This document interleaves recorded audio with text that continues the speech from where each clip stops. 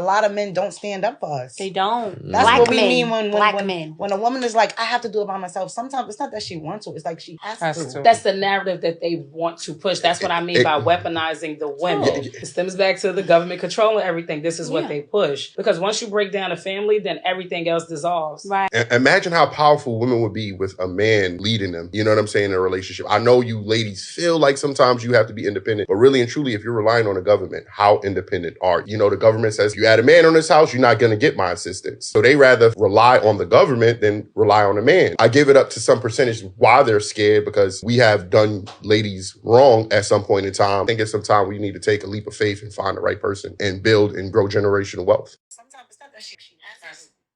What's your views on that, Mike? You think what? You don't stick up for black women, yeah?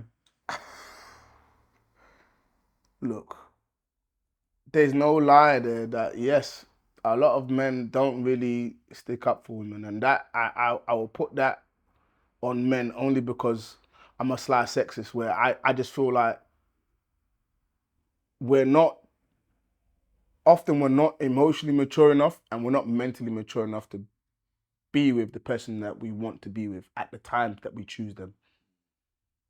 We haven't really found ourselves in order to know what the vision is and how we're going to lead and how we're going to take the family forward. Do you get what I'm saying? So what then happens is that when you get with a woman around them times, you're still trying to find yourself and you're supposed to be leading, and you're trying to lead at the same time when you're trying to figure out what's going on with her.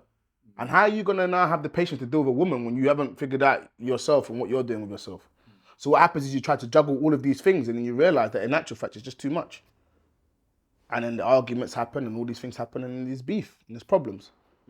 I can't sit here and honestly say, women, you're a bit cheeky as well, because you weaponize a lot of things. Even if you had a mature man and you had a man that was doing what they need to do and taking care of you and guiding you in the way they need to be guided, sometimes you don't want to be guided. Which is that sometimes you emotionally use yourself as a weapon. You use tuntun as a weapon. You use your cooking as a weapon. Because this happened, I'm not cooking no more. However, that man will carry on paying, even though he's not getting certain things, he'll carry on paying. He won't use it as a weapon. Do you know what I'm saying? So, on the one breath, yeah, men, and one breath, women too. All round, I mean, look, it is unfortunate. Let's go. It is unfortunate. Let's go conspiracy. Do you feel there's a conspiracy to divide us? No, I don't know. I think we place too much value on government. We place too much value on the pastor. We place too much value on all these people. I don't. There is no conspiracy or no nothing.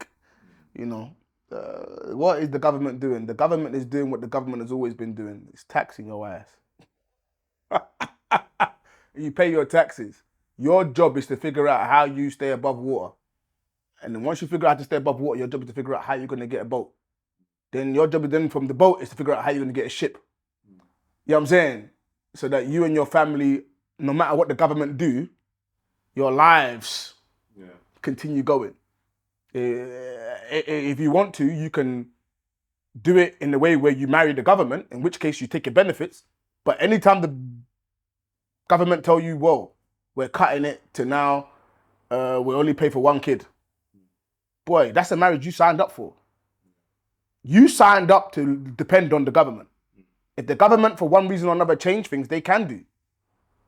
Because you didn't sign up to that guy, you signed up to the government. So the government become your husband. The guy that you're with is the sighting. You know what I'm saying? But then at the same time, if you sign up to the guy that you're with, and not the government, you might find that the guy you're with takes care of you to a certain point, but then before you know it now, 10 years, 15 years down the line, he goes and picks up Shanae, who's 21 years old, and dumps you to the curb. Do you get what I'm saying? It's a bit of a tricky one. And, for women, it's not government. Take the government out of it. I think the argument is that, obviously, like what they were mentioning is that, obviously, here in this country, you get more benefits, you get more government assistance if you're a single mother, as opposed to being in a relationship with somebody. Mm-hmm. And I think the perks of that, certain people believe that has incentivized women to not build with men because they could do it themselves. That hasn't incentivized anything. That's what you call the government trying to make sure that your household is safe with children. We're giving you money to make sure that you're okay with it. The government is not telling you, depend on us. The government is saying, because of your unfortunate situation, this is what we can provide to make sure that your children are healthy, they're fed, they're clothed, they got healthcare, and they got a school they can access education too. Now, what you took from that is, shit, government's gonna pay me to have kids? Bring it on, motherfucker. Pop them out. Pop them. More kids, more money. Let's go. Government didn't tell you to go have more kids. Social worker will tell you, why are you having more kids if you can't afford it? You now turn on and say, oh, I don't know, I love him. You love the guy, but the person that's supporting you is the government. And now when the government say no, the guy's he ain't shit, whatever. At what point did the government push that thing to say, do you think the government want you to go and have kids to not be able to pay for them? They're only using taxpayers' money. Well, I don't get how that would make sense. You tell me. I don't know. I don't think that makes sense. Yeah. You know, I don't think, why? Why would I do that? I'm going to encourage you to have more kids so that I can pay you more money. Really? Do you think it might be an unfortunate result of that though? Because obviously the government might have a good intention by helping them make it so they're not vulnerable. Yeah. But then obviously there's people that have abused it. Yeah. I think the government always has good intentions to a degree. I don't think their intentions are always realistic. And unfortunately, they're only unrealistic because the people that they employ to implement those intentions are human beings, and human beings naturally are going to figure out ways to take the piss. From the highest to the lowest. Do you get what I'm saying? So, much like something innocent like supporting you, you now turn around and manipulate as raw. Okay, free housing, what? $2,000 a month. Hey, Del. Fuck me again. You know, maybe we get another 2, make it 4. People are always going to find ways to take the piss. No different from when you're in a position of power. You know, you're going to always find they've told you to do it this way. Rather than employ the best person to do the job, you've employed the person that you know is going to do it in a certain kind of way so that you can then get what you want to get out of it at the same time and benefit from it. And what you then do is you'll put things like, okay, well, when you get this qualification, you can then be able to do this. But sometimes it doesn't require a qualification. Some of the best people are unqualified heroes. But a qualification makes you basically look like you know the job better than someone that doesn't do the job. And that's the sad part about it. But that's the system. And the reason why we have that system is because at least we can safely say, because you've gone through this educational process and you've acquired these qualifications, we have to believe that to a degree you have a bit of sense. Because if we just employed anyone and based it on, we think that this is a good person, man, we'll have people thinking that they can fly a plane.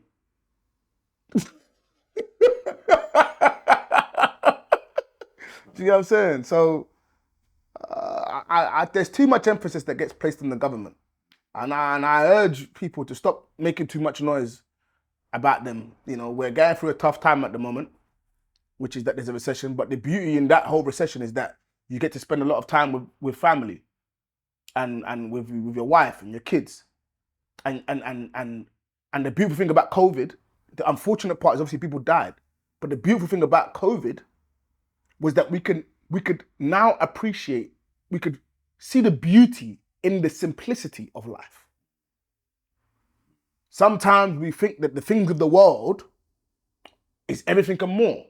Until the world stops and it gets taken from you, do you realize food, water, electric, gas, shelter, people, interactions, love, care. We miss those things. We're so consumed with our day-to-day operations that we miss the beauty in the simplicity of life, bro. And that's all to me, that's all it's done. It's reminded me of something that I always knew in my heart from young, which allows me to function a lot easier.